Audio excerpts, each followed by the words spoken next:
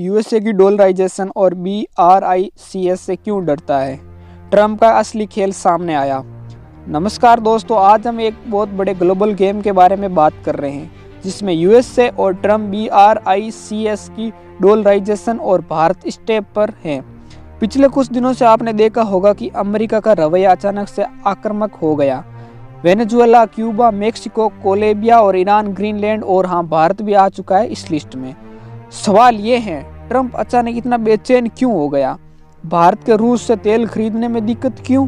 और सबसे बड़ा सवाल, अमेरिका के डीडॉलराइजेशन क्यों डरता है? आइए स्टेप बाय स्टेप समझते हैं। ट्रंप का टारगेट सिर्फ देश नहीं है बल्कि सभी देशों को कंट्रोल करना है। सबसे पहले वेनेजुएला का मामला सामने आया। वेनेजुएला कोई आम देश नहीं है, दुनिया का सबसे बड़ा तेल भंडारण है। भारी मात्रा में सोने का भंडारण भी है यहाँ।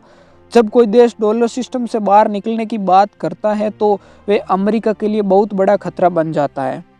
इतिहास देखिए, सद्दाम हुसैन, गद्दाफी और अब वेनेजुएला, पैटर्न एक ही है। मोनेरो डॉक्ट्रिन अमेरिका का पुराना पावरफुल फॉर्मूला, यूएसए का पुराना नियम है मोनेरो डॉक्ट्रिन। 1823 आसान भाषा में इसका मतलब है अमेरिका के आसपास के देश सिर्फ अमेरिका के प्रभाव में होने चाहिए। कोल्ड वॉर के दौरान यूएसएसआर का क्यूबा में प्रभाव था, इसलिए अमेरिका बौखला गया था। आज चीन और रूस भी यही कर रहे हैं। पोर्ट्स, इन्वेस्टमेंट, ट्रेड और ट्रंप इसे बिल्कुल बर्दाश्त नहीं कर सकता। चीन का पोर्ट गेम और यूएसए का टेंशन।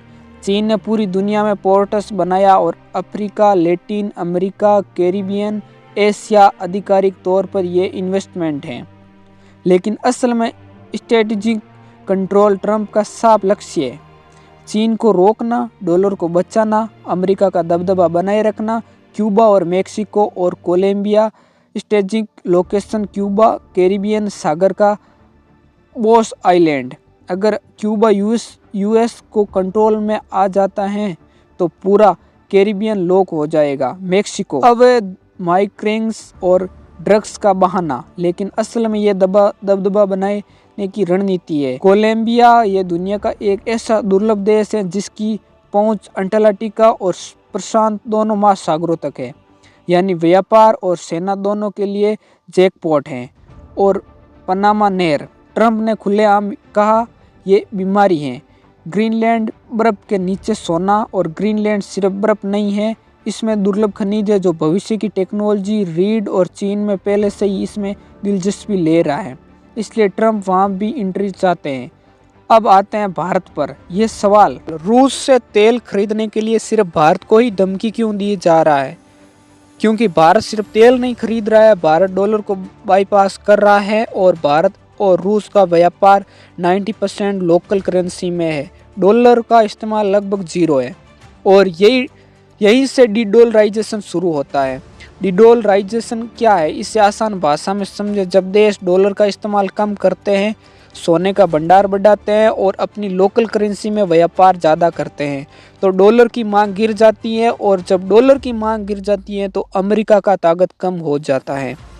भारत की सोने की रणनीति, एक खामोश मास्टर स्टॉक।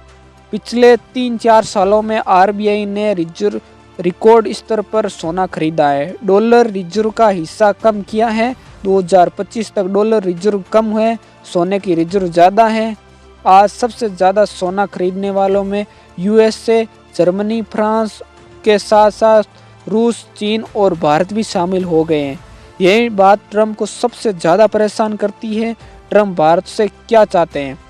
ट्रंप रूस से तेल खरीदना बंद करो, खाड़ी देशों यूएसए से तेल खरीदो, डॉलर में व्यापार करो, डॉलर की मांग बढ़ाओ। लेकिन दिक्कत यह है कि भारत झुक नहीं रहा है।